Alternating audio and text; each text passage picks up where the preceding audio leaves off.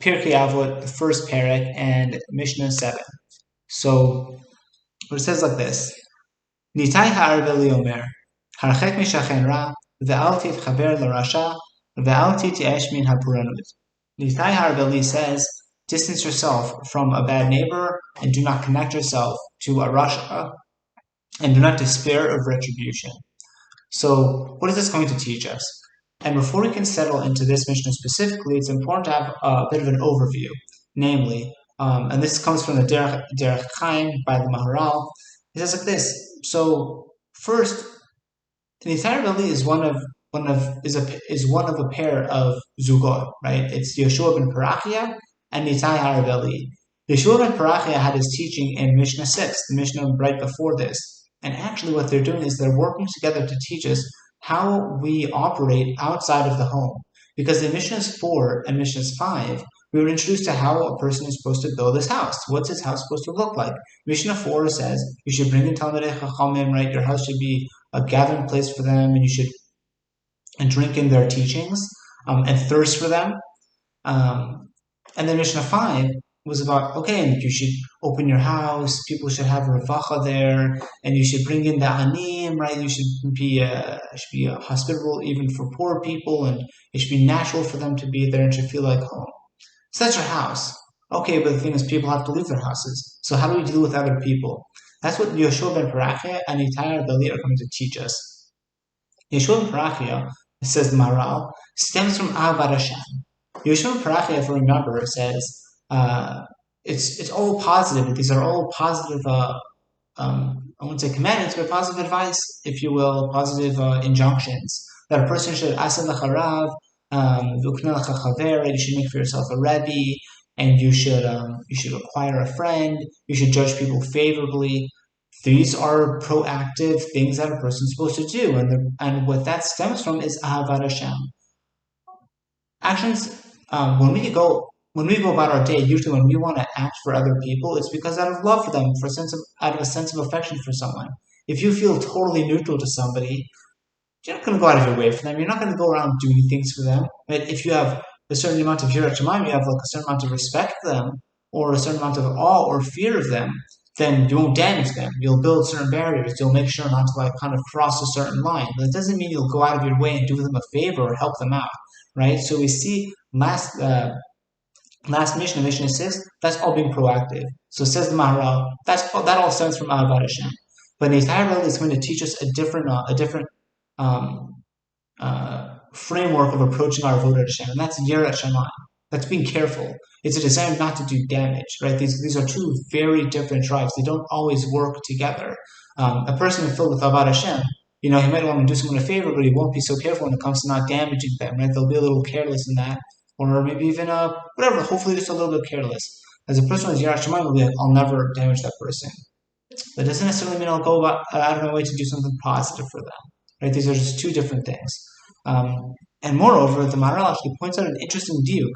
He says, notice these two harchek mishachen ra is positive, is telling us something to do. Whereas the next point is al titchaber l'rasha, do not connect to a rasha. Again, there's this positive and there's a negative. Why? Because the harchek, you have to be proactive about it. Our initial understanding from this would have been, okay, stay away. When you move in, make sure there are no bad neighbors, and then you can move in. But it goes further than that. First, stay away. And what if they come close after you move in? Then run away. That's what the Maharal is saying. That's what it says. Harchek mishachen ra. This is something you have to be proactively be doing on a regular basis. Okay, so what's al titchaber l'rasha? So there says the Maharal and others means you don't have to be as careful with your friends. That is to say, the place where you live, that's got to be carefully guarded. Your friends, we're not saying you shouldn't get too close to them, like to these Rashayim, but it doesn't mean that you have to be completely kind of hands off. You can be a little bit hands on. And in fact, the Hon Ashir has a beautiful statement here. What does this mean? Al titchaber l'rasha. What is that? So he says as follows, that don't distance him with two hands. You can push his masim away with the left, right? You can distance that. but bring them close with the right, with appropriate tochacha. You should be looking out for them. So this isn't a situation of harchek mishachen ra. It's just al titchaber l'rasha. You don't need to hug the guy, but just help him out. Distance him distance him from his masim, and just bring him close with appropriate tochacha, with a kind of loving, more embracing perspective on his actions, on his attitude, on his character, right? Because if a person is just going to push him with two hands and be like, get out of here, then who knows what's going to happen? But if you bring him close and you're concerned about him, maybe that'll help. So those are just some introductory comments. Okay, so now moving in to each comment. This will just be bullet points, if you will. So it says, harchek mishachen ra. What's that? It says the Rabbeinu Yona, that's even if you're a renter. As in, don't think that, like, look, if I buy a place, I'll start looking into the neighbors and I'll be careful. But from just renting, it's like a year or two, it's not a big deal, it's temporary, it's not like I'll be here for 10, 20 years. No. Rabbeinu Yona says, even if you're just a renter, this is going to have an effect on you. Do not get close to a Chaim, to a shachen ra, right? This isn't qualified to be like, oh, harchek mishachen ra, it doesn't say that. It's just unqualified. Do not come close to a bad neighbor. So that's that. And it's actually even more than that. It says that Tosfot Yom Tom, and he quotes Rabbi Yehuda Lirma. I think that's the right way to pronounce it. So Rabbi Yehuda Lirma says, why doesn't the Mishnah say hitrachek mishachen ra? That would have been a better way of saying it. It's much more proactive. It's stronger. So he says, because it's not just for you that we're concerned about. Let's just say, us, each individual, harchek mishachen ra. Okay, but what if you know down the block or down a few blocks away, you're far away from them, but you know there are bad influences there, not such great neighbors, and you have a friend who's looking into the area. Says the Tosfot Yom Tom Hashem Rabbi Yehuda Lirma, if someone else comes to live near a rasha, you should warn them. That's the injunction. That's the chiddush of saying harchek instead of hitrachek. Hitrachek is I'm worried about myself. Harchek is not only yourself but also other people. Fine. Moving on. Ve'al titchaber l'rasha. Do not connect to a rasha. Says Rabbeinu Yona, because you'll be influenced by him. That's a fact. And you'll take some of his schar. Because you might think, oh, well, like, what's the big deal if I get close to him? Well, first, it is a big deal because you'll change. And second, you'll actually draw towards you some of this negative energy and this kind of negative recompense. And the analogy Rabbi Yona receives is, imagine a human king. A human king has enemies, strong enemies, and we start to hang out with those enemies. The king's not going to look kindly on us. He's going to be like, hang on a second, what are you doing dealing with all of my enemies? That's the idea. First, you'll be influenced, but even if you aren't influenced, you'll take some of that punishment, some of that fury of the king. That's the way we want to look at it. But adds on the Bartenura. He says, how do you know you'll be influenced by him? So the Bartenura gives an analogy. I believe it's based on Gemara, or at least in Maharal Chazal. It's like going into a tanner's house. A tanner's house smells bad. Okay, so what if you go in and you're there for some time? And what if you don't take anything, or you didn't buy anything, you just kind of hands off? I didn't take anything.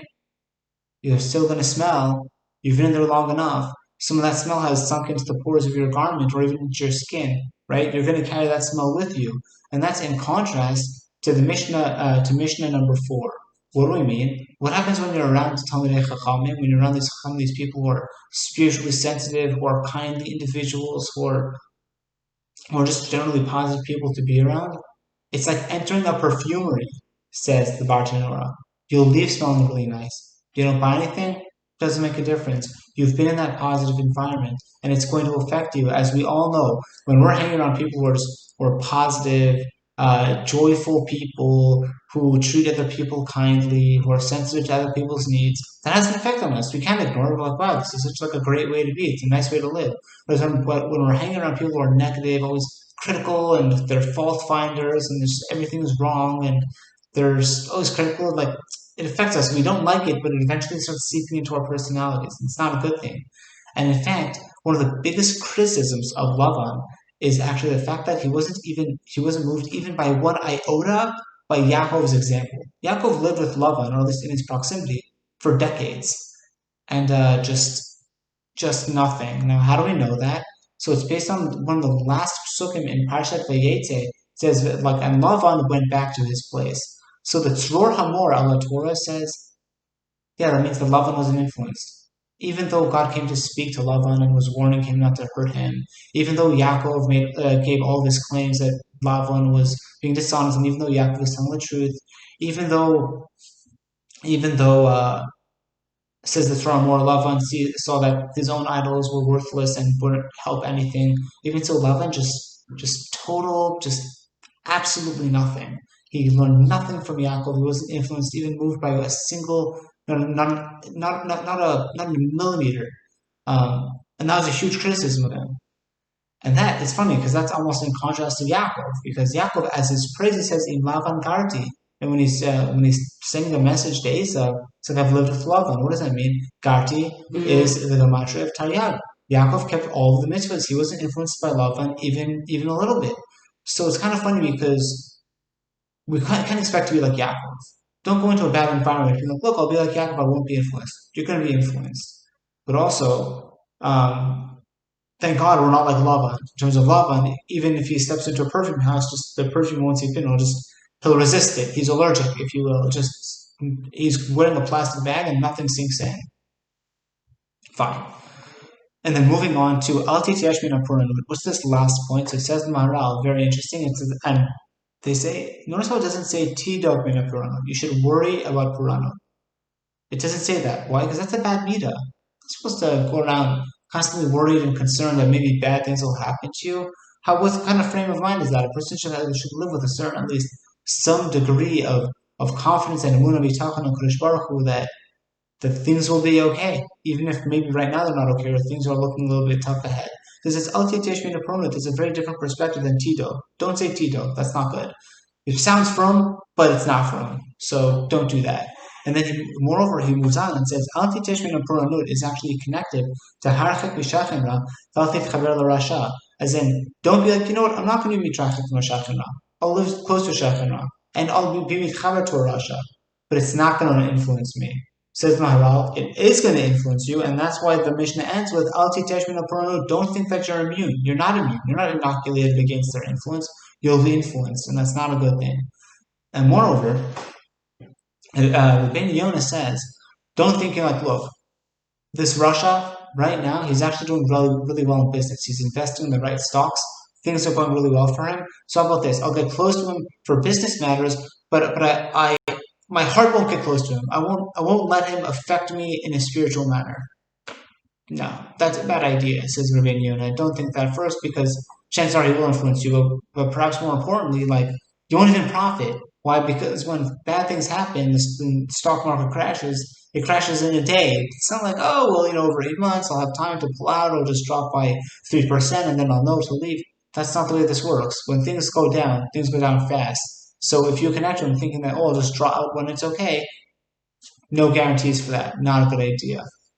And then Rabbeinu Yona's final comment, at least the one we'll end with, is that he says there's another reason why you shouldn't come close to Rishon and not to Tityash Min HaPuranut, is because flattery of Rishon in this world is a disgusting, terrible thing. What you're doing is you're effectively like endorsing this person's actions. By us coming close to these people, we're actually legitimizing what they're doing. We're being like, look, this person's a role model, or at least you could profit from his actions. Don't do that. It's a moral evil, and we'll end it there. Shabbat Shalom.